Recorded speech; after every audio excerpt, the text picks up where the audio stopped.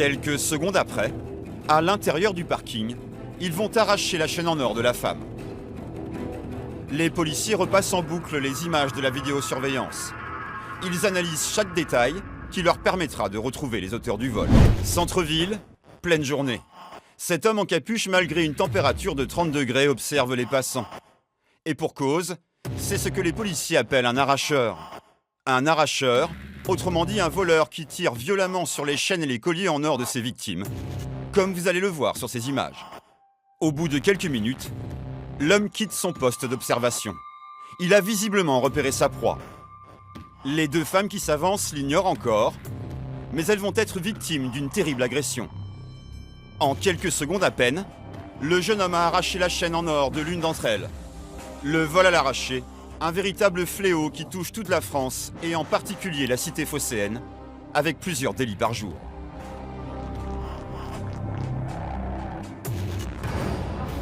Ce matin, le commissaire David Brugère est sur les dents avec son équipe. Il enquête sur une agression qui s'est produite la veille. Sur ces images de vidéosurveillance, un couple de personnes âgées descend dans un parking de la ville. Deux jeunes leur emboîtent aussitôt le pas. Quelques secondes après, à l'intérieur du parking, ils vont arracher la chaîne en or de la femme. Les policiers repassent en boucle les images de la vidéosurveillance. Ils analysent chaque détail qui leur permettra de retrouver les auteurs du vol. Et contrairement aux apparences, ils disposent de deux indices cruciaux. Le t-shirt rayé de l'un des agresseurs est très identifiable, et son bras en écharpe peut constituer une preuve solide. Son complice, lui, est moins reconnaissable. Alors, pour retrouver les deux agresseurs, les policiers sont obligés de se concentrer sur le jeune homme au t-shirt rayé. Par chance, le délit s'est déroulé dans un quartier que les policiers connaissent bien. On a nos renseignements, on a notre façon de faire, déjà entre les contrôles quotidiens, qu'on fait pour essayer de les identifier, ce qui nous permet par la suite de pouvoir les identifier quand on les trouve impliqués dans un délit, dans un crime ou un délit. Pour contrer la délinquance, les policiers de Marseille misent depuis quelques années sur le renseignement de terrain et la proximité avec la population. Et ce travail va payer. L'un d'entre eux a obtenu des informations sur une nouvelle bande d'arracheurs. Avec un peu de chance, c'est celle que cherche l'équipe du commissaire. Là, c'est les jeunes Iraniens qui traînent à Gambetta. Et lui, tu peux pas le louper. Tu vois, il a un bras machin. C'est facile à faire. Ah là, c'est du bon, là. Là, c'est du bénéfice. Et les victimes, c'est des étrangers? Ah ouais, non.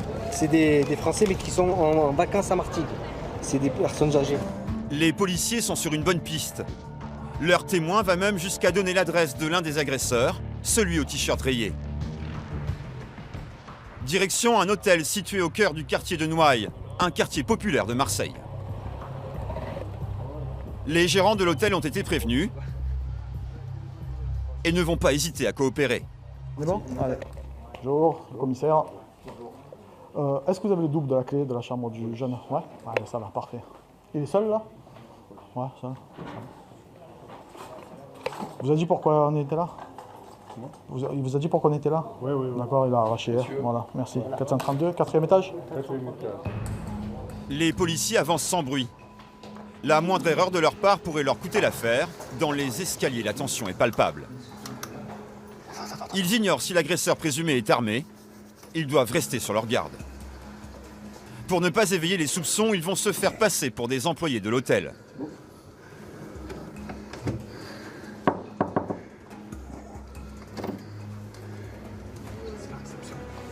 Oh.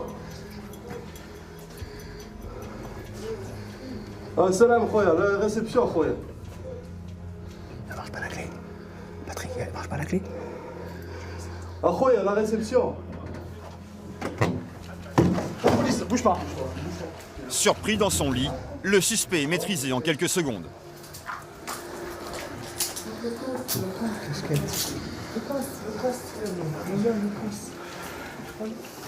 C'est la police, bonjour. Lève-toi. Karim, dites-lui qu'on va faire une perquisition à la chambre.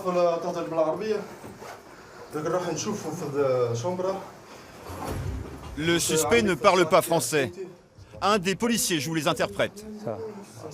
Voici le fameux t-shirt rayé. C'est bien l'homme qu'ils étaient venus chercher. Tiens, t'as le...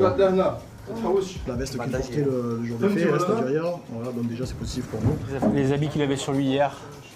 Donc le bas blanc type un peu Bermuda comme ça, le t-shirt, le bandage qu'il avait aussi sur lui.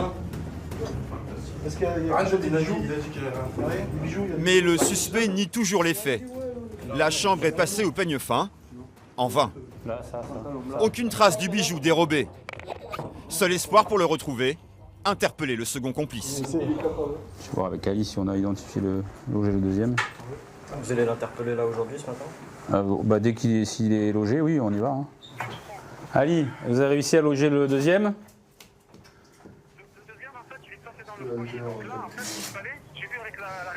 Elle récupère les photos avec la vidéo, elles vont le montrer à la directrice des foyers là, et elle va nous dire qui c'est et où il est, c'est ça? Qu'est-ce qui va se passer Alors là, on le ramène au commissariat de Noailles pour qu'il soit placé en garde à vue. On le garde au chaud et on fait tout pour identifier le deuxième, le loger, le deuxième, et pour aller chercher dans la foulée. Comme ça, on aura les deux protagonistes de l'affaire. Les policiers doivent agir sans plus attendre. D'après leurs informations, le second jeune serait réfugié ici, dans ce foyer. Bonjour monsieur. Bonjour madame. On aurait aimé voir un nouveau pensionnaire.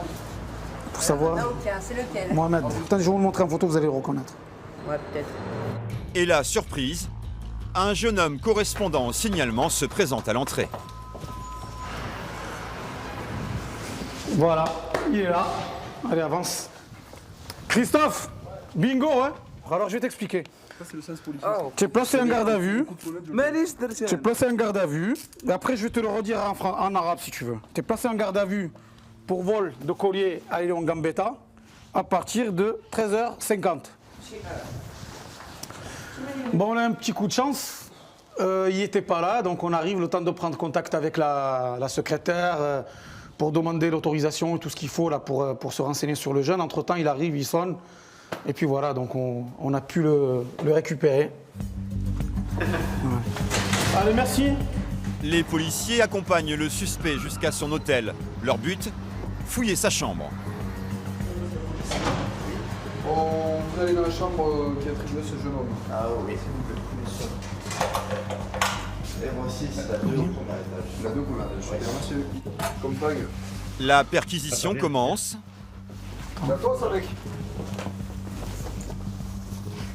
Allô? C'est la tosse? Ah? Et immédiatement, il découvre un élément qui pourrait se révéler accablant. Un collier. Prends, parce que peut-être qu'il s'est planté, parce qu'on va demander à la femme, c'est quoi comme collier? Les policiers continuent leur fouille. Ils ont besoin de mettre la main sur les vêtements portés par l'agresseur le jour du délit. Des vêtements qui permettraient formellement de l'identifier. Mais aucune trace de la veste de survêtement. Un truc clair et Bermuda blanc. Et que vous trouvez quelque chose ou pas, ça change pas en fait. On n'a rien trouvé, de toute manière, ce qu'on recherche, c'est un collier en or. Donc, en principe, ça se garde pas. Hein. Une fois que c'est arraché, on recherche le plus rapidement un reseller pour prendre 2-3 billets et puis on s'en va. Le jeune homme, lui, clame son innocence. محمد الله يعطيك التلفازة أنا موسيا كل شيء باش تكون بخير على خير. تشوفوا نتوما والله ما أنا. Il se défend comme il peut, il nous dit que c'est pas lui, et que... كنت انا طاوح بويا بقاوش العايبه والله ما انا قلت لك نوريك هذاك الدرب. Ben, il est en train de se défendre comme il peut, donc Mais vous lui avez dit que on ne s'attendait pas à ce qu'ils reconnaissent non plus les faits formellement de suite. Donc il va y avoir un travail d'enquête, d'investigation, et puis par la suite, je pense qu'il va se coucher. Le jeune homme continue à nier farouchement. Pourtant, il aurait des révélations à faire. Il connaîtrait l'identité du véritable coupable. Il est en train de me dire, Harold, il me dit qu'en off, il va nous dire c'est qui. C'est pas lui, mais il sait qui c'est, qui lui ressemble, qui porte le même prénom que lui, Mohamed aussi, qui est placé dans un autre foyer, et il peut nous donner les renseignements, il peut nous filer les renseignements. Renseignements fiables ou ruses pour échapper aux policiers. Seul moyen de le savoir, confronter le suspect aux images de vidéosurveillance. Toute la brigade est réunie. Et pourtant, face aux images, le jeune homme ne se démonte pas.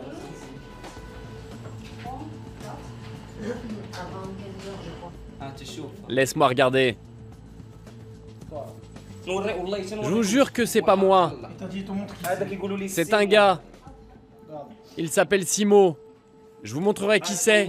Il dort dans un foyer. Donc lui il dit c'est pas moi, c'est lui qui me ressemble, mais c'est pas Mohamed. Dans un foyer où il y a des filles aussi dans le foyer.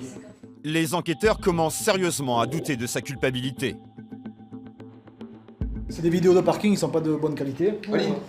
Et en plus en perquisition on retrouve pas ses vêtements. Hein. Bon, ils sont quand même aguerris donc ils sont capables de les jeter, mais, Oui, c'est moi. mais dans ce cas-là on a quand même le doute si ce n'est les cheveux qui ressemblent. Et on peut pas, je vais pas le mettre en garde à vue simplement sur une coupe de cheveux, donc on va essayer de faire un peu plus d'investigation pour voir si c'est réellement lui ou pas avant que je puisse le passer en garde à vue.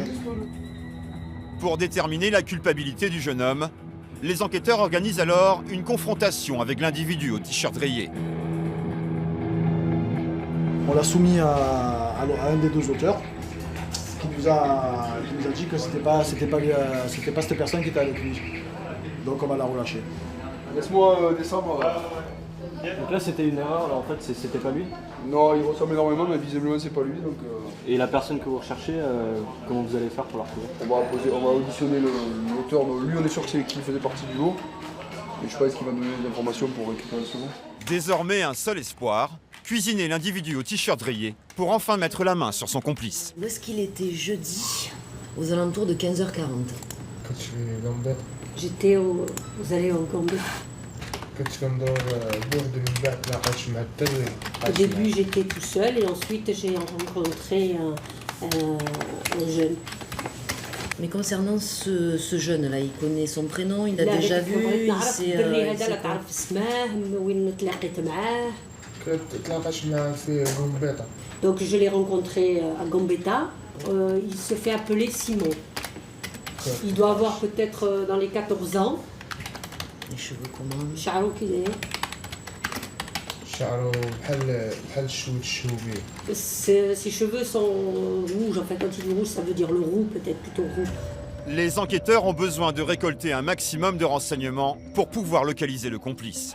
Et pour l'instant, ils semblent plutôt confiants. Généralement, quand ils sont en fuite, ils fréquentent toujours les mêmes endroits, ils reviennent pratiquement aux mêmes heures. Donc on a décidé d'aller faire une petite patrouille discrètement et d'essayer, on est à peu près à l'heure des faits d'hier. Une démarche qui va se révéler payante. Très vite, les policiers identifient un jeune homme correspondant à la description du suspect.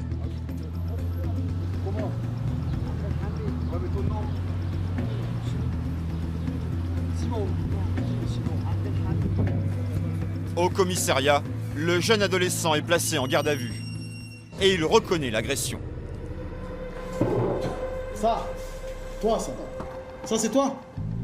Bravo! Et le gagnant est... C'est toi. Ok? Tu étais avec lui en bas, Lucas en bas. Oui ou non? D'accord? Je suis descendu dans le parking. D'accord? Et... Crac! Tu comprends ce que je dis? Craque-lui. Crac-lui. Oui? Oui. Oh! Le couple de victimes refusera de se déplacer pour identifier les auteurs du vol. Depuis notre tournage, le fameux collier n'a toujours pas été retrouvé. Pourtant, grâce à des opérations comme celle-ci, les vols à l'arraché ont diminué de moitié à Marseille.